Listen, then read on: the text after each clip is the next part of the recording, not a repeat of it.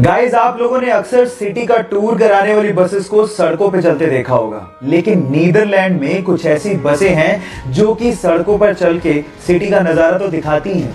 वो अचानक से नदी में उतर जाती है और उसके बाद पानी में चल के सिटी का नजारा दिखाती है। 2017 से ही आधिकारिक तौर पे नीदरलैंड में इन बसेस को चलाया जा रहा है, जिन्हें हम रिवर बसेस के नाम से जानते हैं। सो गाइस, क्या आप लोग भी कोरोना काल के बाद ऐसी बसों में नदी में उतर के सिटी का टूर करना चाहोगे? चैट सेक्शन में लिखना मत भूलिएगा। मैगी शायद इस लॉकडाउन में हमारा नेशनल फास्ट फूड बन गया है, लेकिन सवाल यह है कि मैगी का नाम मैगी रखा किसने? डोंट वरी, मैं आपको बताता हूं। मैगी का नाम मैगी रखा इसके मसाला इन्वेंटर जूलियस मैगी के नाम पर, जिन्होंने सन 1863 में, जी हाँ 1863 में मैगी के मसाले को बनाया था। और उसके बाद ये इंस्टेंट नूडल यूएस और फ्रांस में छा गया। और उसके बाद सन 1947 में नेस्ले ने मैगी को खरीद लिया और फिर 1983 में ये भारत में एंटर हुआ। और उसके बाद आज भारत मैगी का सबसे बड़ा मार्केट भी है। क्या इसके पहले तक इफेक्ट आपको पता था? और अगर नहीं पता था तो चैट सेक्शन में लिखना मत भूलिएगा। गाइस, आप लोगों ने बहुत सारी मूवीज में समुद्री डाकुओं को अपनी एक आंख पे काली पट्टी बांधे देखा होगा, और हम ज्यादातर लोग यही सोचते हैं कि उनकी आंख फूटी हुई होगी, शायद इस वजह से उन्होंने काली पट्टी बांध रखी होगी, है ना? लेकिन ऐसा नहीं होता, वो उनका नाइट विजन का जुगाड़ होता है। एक्चुअली बहुत बार डाकुओं को लड़ते लड़ते जहाज के डेक में जाना पड़ता है और वहां पर बहुत ज्यादा अंधेरा होता है।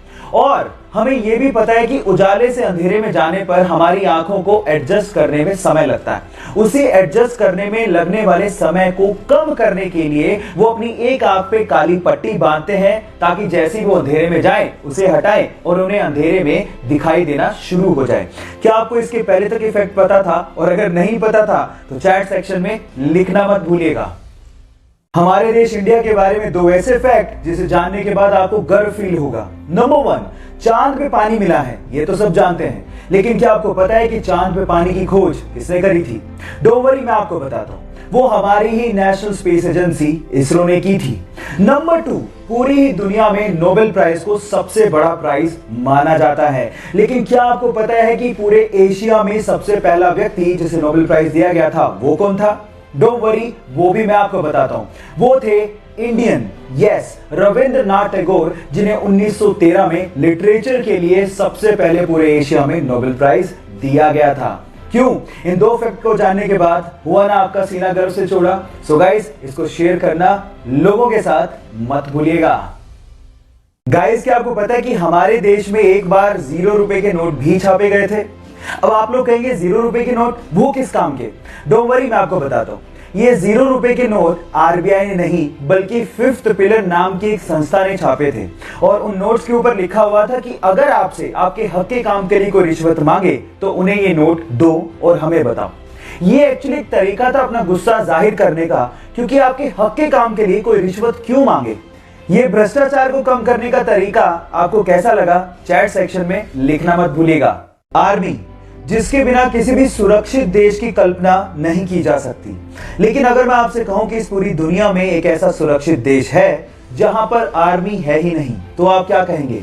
जी हां गाइस, उस देश का नाम है ग्रेनेडा, जिन्होंने अपना पैसा आर्मी बेसिस बनाने की बजाय बीचेस पे लगाया, एयरक्राफ्ट करियर बनाने की बजाय क्रूज और बोट्स पे लगाया। ग्रेनेडा, जहां पर ग्रेनेड नहीं बल्कि कोको का प्रोडक्शन होता है और बहुत ही यमी चॉकलेट्स प्रोड्यूस की जाती हैं। काश कि हर जगह ऐसा होता। No military, no weapon, no war. आपको ये आइडिया कैसा लगा? चैट सेक्शन में लिखना मत भूलिएगा।